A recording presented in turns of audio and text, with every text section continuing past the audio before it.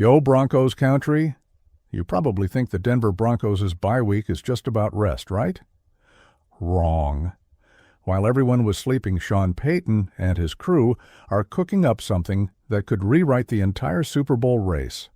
And nobody's talking about it. I'm Ben from Sports Talk Denver. I follow every Broncos move like it's my own life. And today, I'm going to show you exactly what's happening behind the scenes during this bye week that has everything it takes to be the turning point of the 2025 season. And look, there's a detail about Bo Nix and the offense that's going to blow your mind.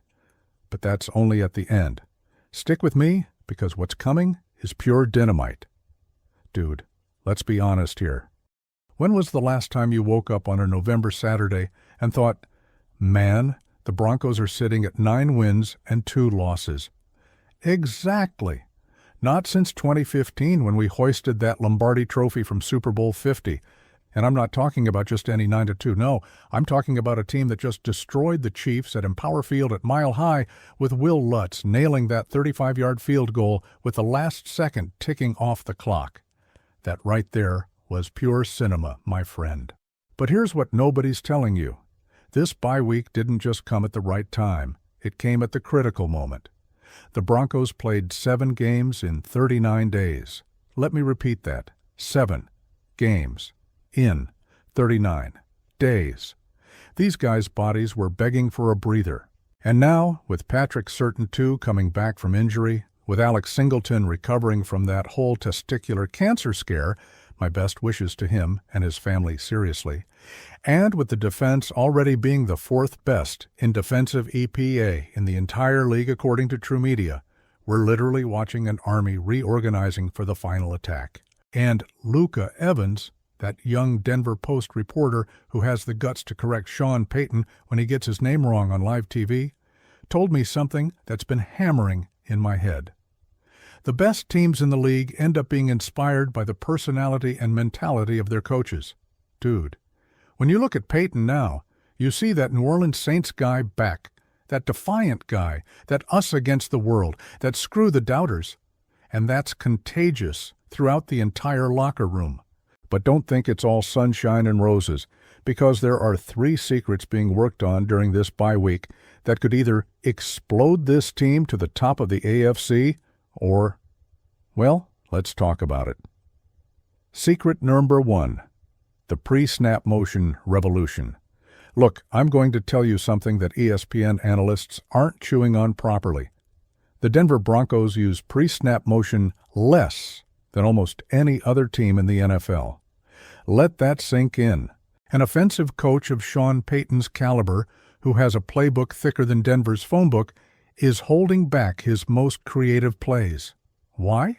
Because he's saving it for the right moment. And according to insiders who follow the practices, this bye week is being used to unleash all that artillery. Remember Marvin Mims Jr. at the end of last season, when he started being used in motion and simply exploded? Yeah. Multiply that by 10. What's being worked on now? Bo Nix is going to have freedom to speed up the tempo when necessary, that thing he did in the 3rd quarter against the Chiefs, but with Payton inserting motions that will leave opposing defenses completely lost. Imagine Cortland Sutton coming out of a motion, Troy Franklin going to the other side, and Marvin Mims Jr. exploding underneath.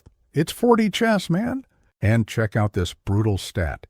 Before last year's bye week, the Broncos were also at the bottom in motion usage.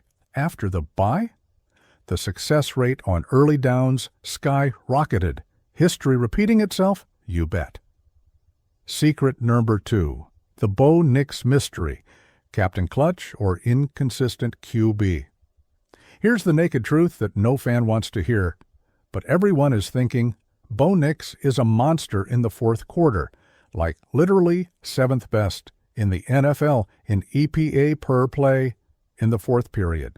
But in the first 3 quarters, 27th, 27th. That's a chasm, folks. It's the difference between Super Bowl and first-round exit. And here's secret number 2 that's being worked on fiercely during this bye week. Sean Payton and Bo Nix are having those intense conversations about game tempo, about the connection between them. about timing. Because the biggest problem isn't talent. The Denver Broncos rookie QB performance in 2025 is above average, especially considering he's a rookie. The problem is synchronization. Troy Rank from the Denver Post wrote something that got me. Until we know this, we can't answer the biggest question about the Broncos season. Is this a Super Bowl team? And the answer lies precisely in that Payton-Nix connection. What I heard from sources close to the situation, they're working specifically on deep ball accuracy, which has dropped compared to the beginning of the season, and avoiding those lukewarm first-half starts. Because everyone knows, if the Bo Nix from the last 15 minutes shows up for the full 60 minutes, man, this team is going to the Super Bowl. No question.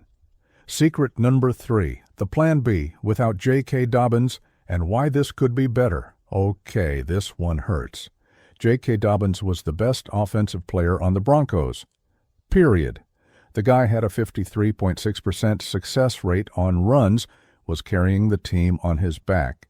And now, he's out until the Super Bowl, if he's even back this season at all.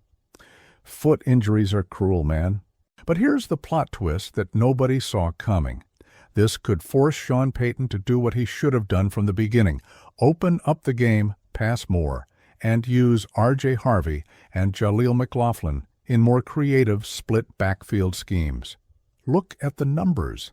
R.J. Harvey has been much more efficient between the tackles than running outside. Jaleel McLaughlin has only played 2 games so far due to injury, but when he's been on the field, he's shown explosiveness. Tyler Beatty has problems with drop rate, but in passing situations, he can be a weapon. And here's the masterstroke that sources say is being designed. Instead of relying on a volume RB, the Broncos will use a fast committee with much more screens, wheel routes, and deep play action. What does this do?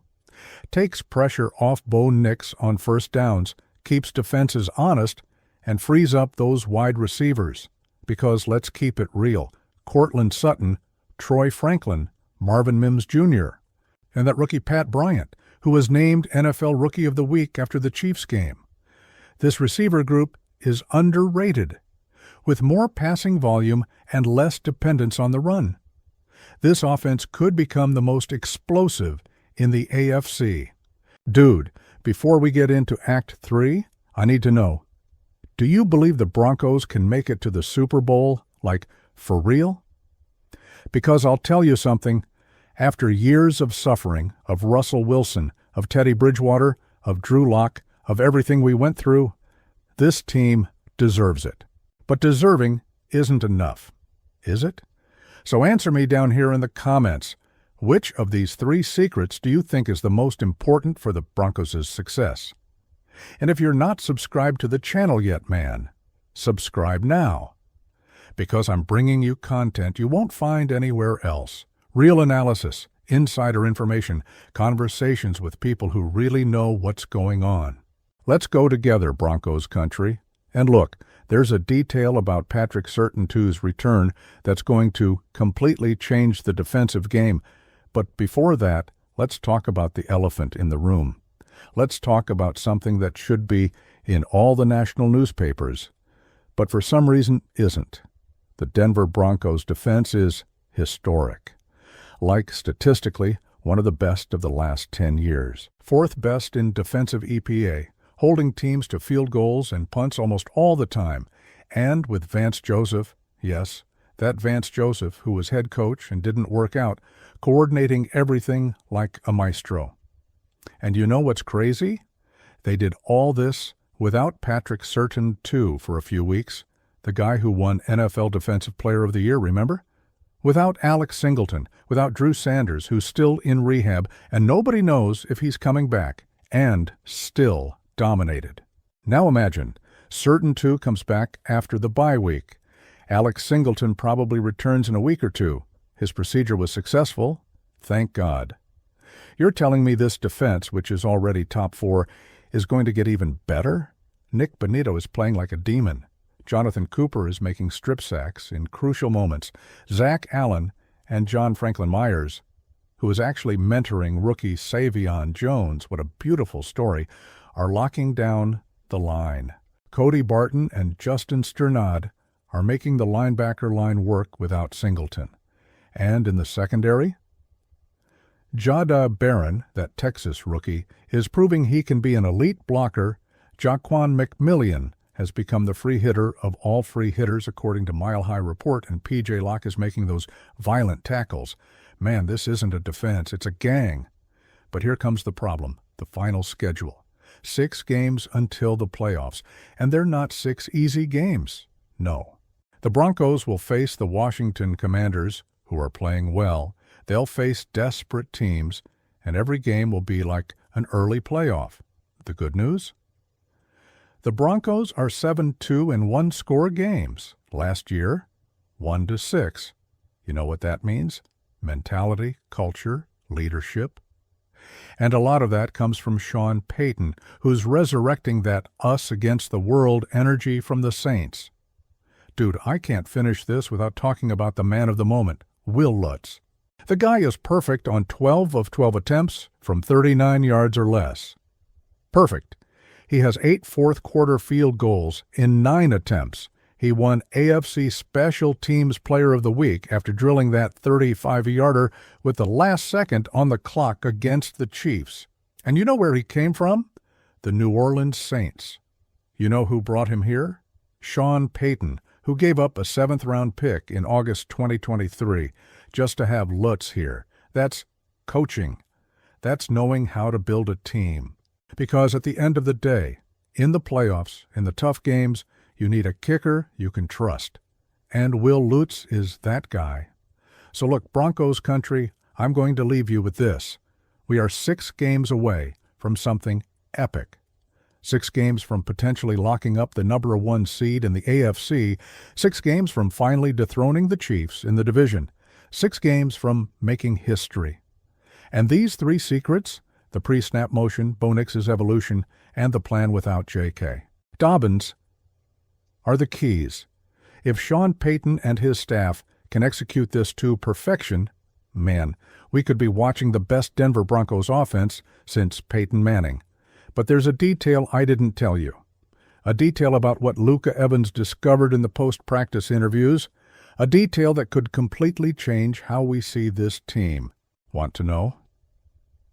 Then drop your like, subscribe to the channel, hit the bell, and comment down below.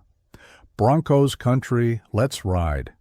Because we're going to keep following every step of this insane journey to the Super Bowl. And one last thing, you remember Club Dub, that locker room celebration? Well, they say that after the Chiefs game, the vibe was different. It wasn't euphoria, it was focus, it was determination. Like these guys knew this is just the beginning. The Broncos aren't satisfied with 9-2. They want more. And during this bye week, they're working to get more. Now tell me, are you ready to believe? Until the next video, family, go Broncos.